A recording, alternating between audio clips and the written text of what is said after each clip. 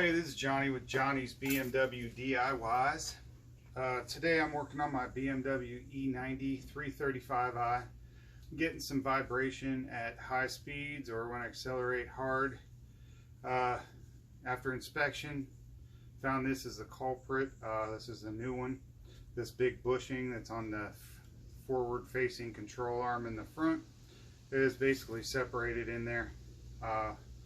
So causing quite a bit of vibration. I'm going to show you how I do it. Once I get in there, I'll show you how to check for it before you just start buying parts and throwing them at it, and make sure that that's what you need. I did buy a full kit with all four arms, 2 for left and 2 for right. I'm going to put them all in at the same time just so I don't have to get into it anytime soon if the other ones wear out. The kit's pretty cheap. I'll try and find where I bought it and put a link in the description. I think if I remember correctly, they're under 200 bucks. So if you're handy, I'll show you what tools you need, and you can knock this out yourself. Okay, before we get started, one thing that's important is you want to measure your ride height because you do want to tighten the control arm down with the wheel, the suspension jacked up to the same height. So I'm going to measure from the center of the center cap to the fender for my reference.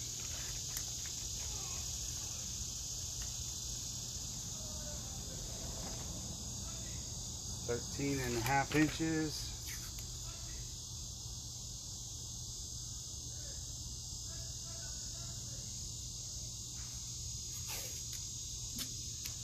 Put a piece of tape right there, and to remind myself, I'm going to measure the other side as well, just in case it's a little bit off, but mainly you just need to get it right in that ballpark so that when you set your car down, the bushing doesn't twist, because it's going to be tight.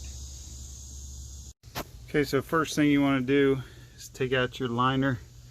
Got a couple of 8mm across the top and some clips, and you have some 8mm, I believe, on the bottom down here that are holding it in place, because we need to get to this. That I think is a 10mm there. Here's how I determined that these were the culprit. I'll give you a better shot for reference. It's this front one, and I put a pry bar in there, and that thing wiggles all over the place, and not supposed to move at all. Those things are pretty stout when they're new.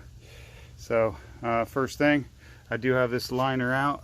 I unplugged the little sensor, I believe, for the TPMS on this vehicle off the liner, and got the liner out of the way. So I'm going to loosen these 2 bolts first, and then I'm going to work on getting this loose down here, and then this other bolt on the top, and one other back there for the other control arm. So I'm gonna bust all those loose and swap them out. I just took my impact right there, backed that out, had plenty of clearance for it. It's an 18mm. Now it's loose. I believe that's a fixed bolt, otherwise it just fell on the ground. Either way, that's loose. Next, you're going to need a 21mm for this bolt right there. I'm just going to use my impact and knock that guy off. Sorry, a little noisy, my compressor kicked on. There are 2 little tabs here. You're going to have to get a little screwdriver and bend those back before loosening the bolt. It's just a safety thing there. If you have the self-leveling headlights, which I do, the Xenons, this guy is going to be attached to this little lever here. You need a 10mm and a 9mm to hold that still while you loosen that. And then you just transfer that back onto the new control arm. Make sure you put it in the proper position where that one is. Brighten it up a little so you can kind of see it better. I'll show you. There's a wobble socket adapter with 18 and another 18 to get in there and get that one. I put the open end on this side and drop the splash shield enough to get my impact in right in there. And fortunately I have a broken piece right there, so it gave me a little bit of access. Otherwise you might want to drop your splash shield. Alright, the deal is mirror match this. You're going to use your new nut rather, and make sure you get that it does have a left and a right. Make sure you get the left one. Probably has to do with this, but also we're going to pop this little clip off here, put it right on there. You can't go wrong because it goes right in that notch. You can see that this, hard to do with one hand, but moves real easy. Should be almost, it take two hands, one holding this firmly to be able to move that. This new one, I can't even budge it. And same with this one, it's kind of loose, so it wasn't terrible, but this was the big problem right here. Let's see if I can show you this with one hand. Sorry about the fan, it's terribly hot today. But oh heck, you can see right there it's torn. So rubber's torn right in there. So the new one, and it's torn here. Yeah, it's in sorry shape. New one, obviously real nice. Okay, so I have everything in. Nothing is tight. I've got my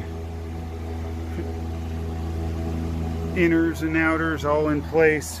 Got a jack up underneath the suspension.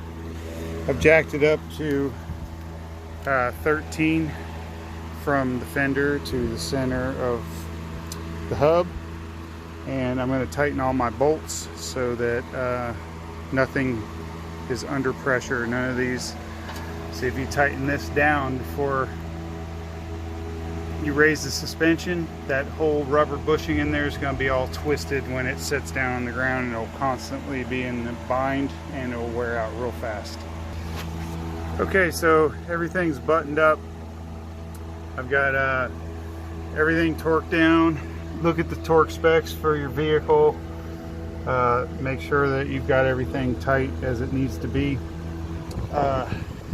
Make sure 100% that you have this at the right height you need. Last thing is to hook up the little ride height sensor for your headlights with a 9 and a 10 millimeter.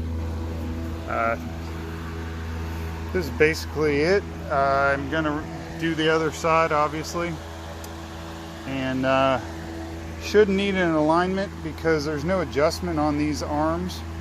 So me personally, I'm not going to do an alignment because that's the exact same arm. I wasn't pulling, my tires weren't wearing weird. If your ball joints are really worn out and you'd gotten an alignment while the ball joints were worn out, maybe you want to go that route and go ahead and get one, because there could have been a little bit of play when you got your alignment. So, but anyway, this is Johnny with Johnny's BMW DIYs. Thanks for watching. Please subscribe. I'm gonna have lots more videos. Might even continuing a video on my 850i. Got to put some tensioners on my X5. I'm working on rebuilding the engine on my M3. So there's going to be a lot to come. Please subscribe.